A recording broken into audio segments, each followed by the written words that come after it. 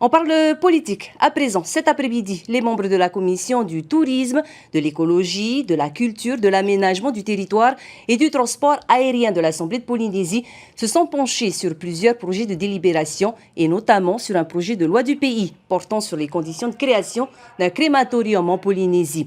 Et justement, de ce sujet, on en parle tout de suite avec Tepuarau Iterithei, vice-présidente de la commission et présidente du groupe Tapurawir Atira à l'Assemblée de Polynésie.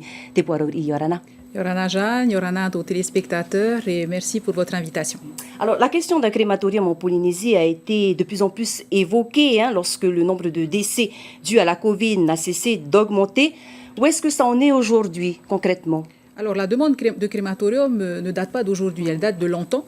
En fait, depuis 2010, c'est une compétence qui est inscrite dans le CGCT, qui est la Bible des communes. Alors, pourquoi les communes ? Parce qu'en fait, la compétence de la crémation est une compétence des communes.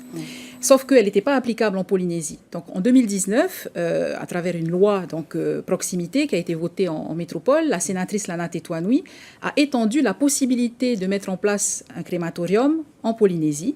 Et aujourd'hui, le texte que nous avons étudié en commission et qui passera en plénière prochainement dispose en fait des conditions pour pouvoir installer des crématoriums en Polynésie. Donc ça implique une modification du Code de l'environnement ? Alors effectivement, parce qu'on ne va pas placer des crématoriums dans n'importe quelle condition, à n'importe quel endroit. Donc il y a un ensemble de règles, dont des règles environnementales, techniques, qui sont inscrites dans ce projet de loi de pays. Et ils sont nombreux les porteurs de projets en Polynésie ? Alors oui, ça fait très longtemps. Depuis 2009, il y a plusieurs porteurs de projets qui n'ont jamais baissé les bras. Au jour d'aujourd'hui, on a dénombré 6 porteurs de projets. Dans différentes communes ? Dans différentes communes, sauf que évidemment, il n'y aura pas 6 crématoriums en Polynésie. S'il y en a déjà un, c'est bien.